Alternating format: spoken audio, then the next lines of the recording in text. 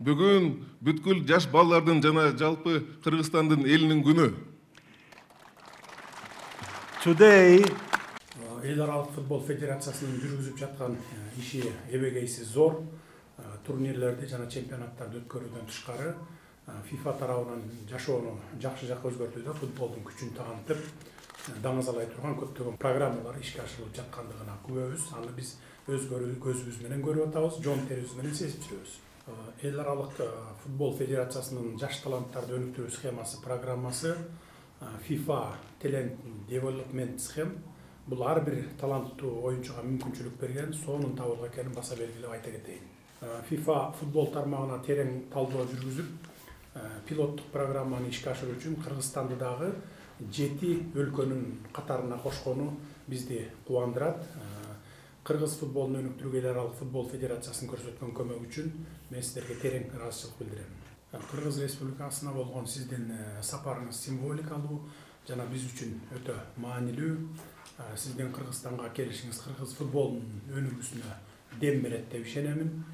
Спорт жаатындагы жетишкендиктер мамлекеттин бакубаттуулугун, биримдигин жана өнүгүүсүнүн көрсөткүчү болуп саналат. Андыктан FIFAнын Кыргыз футболун өнүктүрүү боюнча колдоосу абдан маанилүү биз үчүн. Бүгүнкү күндө эл аралык жана дүйнөлүк мелдештерде Кыргызстандын желегин бийик көтөргөн спортчуларыбыздын аркасы менен акыркы жылдары активдүү жашоо образын тандап, спорт менен машыккан жаштарыбыздын саны абдан көбөйдү. Мунун себеби катары мамлекет тарабынан спорт тармагына, анын ичинен футболго абдан чоң маани берилип, колдоо көрсөтүлүп жатканын айтсак болот. Кайсы гана жерде болбосун, футболго кызыккан балдарыбыздын жана орто жаш, орто муундагы жарандарыбыздын бардык шарттары бар. Спорт түрлөрүнүн ичинен футбол мага эң жакын, жан дүйнөмө жакын спорт болуп эсептелет. Кичинекей бала кезимден баштап бүгүнкү күнгө чейин футболду калтырбай ойноп келатамын. Футбол дүйнөсүндө болуп жаткан окуяларга абдан кызыгам.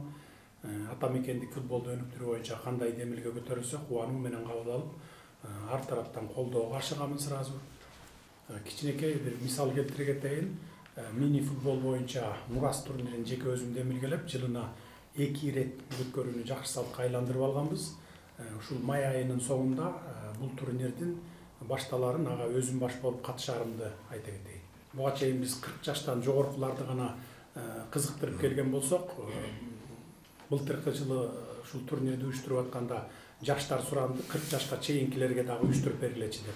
Азыр эми 40 жашка чейинкилер өзүнчө бир группа, 40тан жогору карай өзүнчө бир группа болуп, 2 группа ойной турган болду. Эл аралык футболду өзүнчө бир үй бүлө катары карай турган болсок, биз өзүбүздү ал үй бүлөнүн толук кандуу мүчөсүбүз деп эсептейбиз. Ошондуктан FIFA бизге үй бүлөдөгү бир туугандай камкор мамиле кылат деп бекем ишенебиз. Уюм Кыргыз футболунун өнүгүүсүнө көмөк көрсөтөт деп ишенебиз. Кыргызстанга болгон сапарыңыз үчүн дагы бир жолу ыраазычылык билдиребиз. Өлкөбүзгө болгон кыска мөөнөттүү сапарыңыз сизге жагымдуу элестерди калтырарына, андай сезимдер ажайып кооз жерибизге дагы бир ирет келсем деген эң сөөгүңүздү жаратарына мен терең ишенем.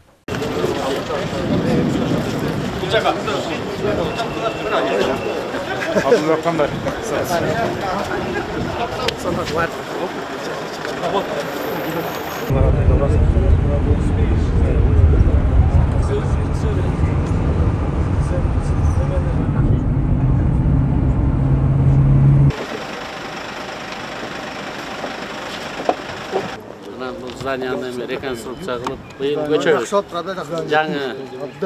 Жаңы жакка көчөбүз. Көңүл абдан туура эметилген экен, тандалган экен, абдан өзгөрүксүн да келгендей болсо.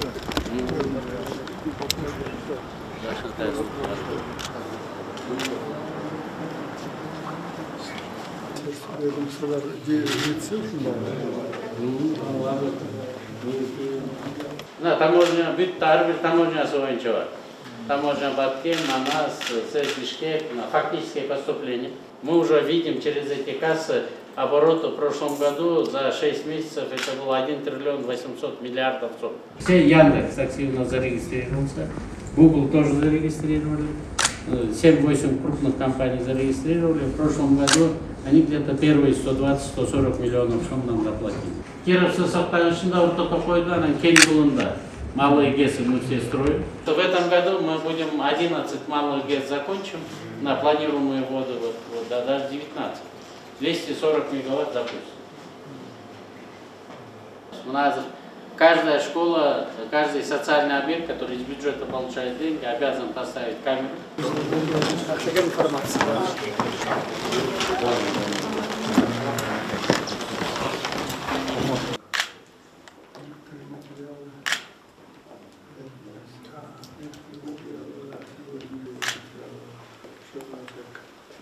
Самые необходимые документы, которые для именно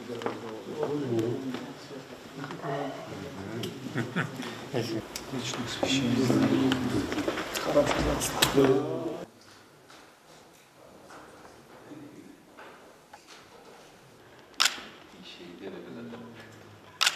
Thank you very much, dear President of Kyrgyzstan, of the Kyrgyz Republic, dear President of the Kyrgyz Football Union, dear representatives, ministers, friends, children. Hello, Kyrgyzstan! Урматтуу Кыргыз Республикасынын президенти, Кыргыз футболдук союзунун президенти, өкмөттүн өкүлдөрү, ардактуу ардагерлер, меймандар, жана жаш балдар, саламатсыңарбы? Today is the day of all the children and all the people of Kyrgyzstan. Бүгүн бүткүл жаш балдардын жана жалпы Кыргызстандын элинин күнү. Today is the day where we write a new important page of the history of the football in this beautiful country.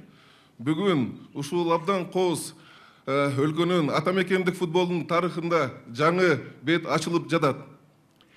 Kyrgyzstan is a young country, Mr. President, but a country which has an incredibly rich history and culture.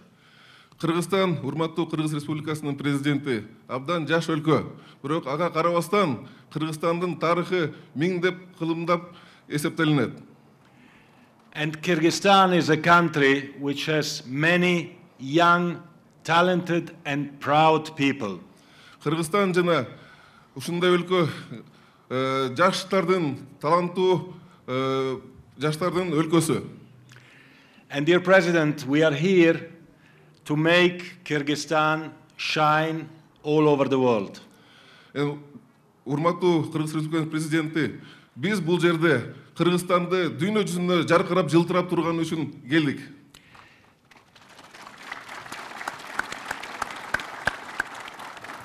And we are here to do this all together, like a football team, like a winning team.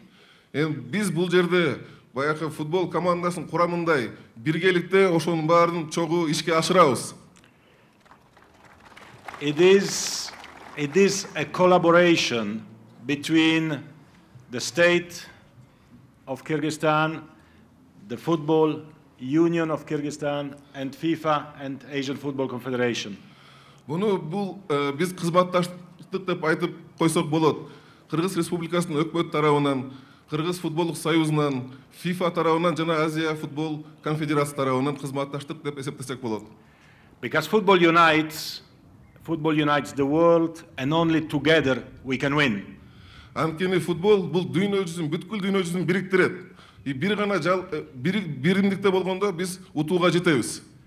So today we are here for the grand opening ceremony of this beautiful new headquarters of the Kyrgyz Football Union. Бүгүн бул жерде баарыбыз Кыргыз футболдук союзунун жаңы административдик имаратынын салтанаттуу ачылыш аземине чогулуп отурабыз. Which will be the heart of football in this country for the future. Ушул имарат Кыргызстандын жалпы футболдук атамекендик футболдун жүрөгү болуп эсептелинет. And from here, together, we will invest and develop football all over the country with investment in infrastructure, technical center, women's football, and football for schools. Ушул жерден биз инвестицияны футболдун өнүгүшүнө мындан ары алып жүрөбүз. Техникалык аспект жактан жана башка бүт футболдун тармактарын өнүктүрөбүз ушул жерден чогуу. And I'm looking forward to come back, dear President, to Kyrgyzstan to inaugurate many new projects for football, football academies, as we were saying, but also, dear President, dear friends, a beautiful new symbolic football stadium, a national stadium, which will make this country proud. Урматтуу Кыргыз Республикасынын президенти, достор, меймандар, мен бул Кыргызстанга кайрадан кайра келим келип жатат. Жаңы долбоорлорду чогуу биргеликте ачып, Кудай кааласа, жаңы заманбап стадионду ачууга келгенге үмүттөнөм.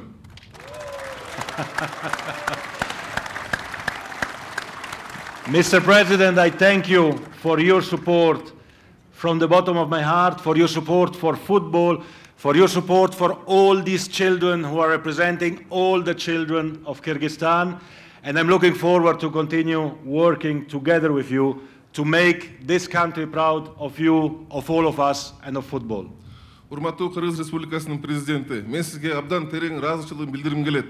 Ушул футболго абдан жакшы маанилүү көңүлүңүздү буруп жатканыңыздарга, анткени ушул жаш балдардын келечеги абдан кең болушуна сиз үчүн чоң рахмат. Мен биргеликте сиз менен футболдун өнүгүшүнө буйруса кызматташтыкка ар дайым даярмын. So long life to Kyrgyzstan, long life to football. Жашасын Кыргызстан, жашасын футбол. Чоң рахмат.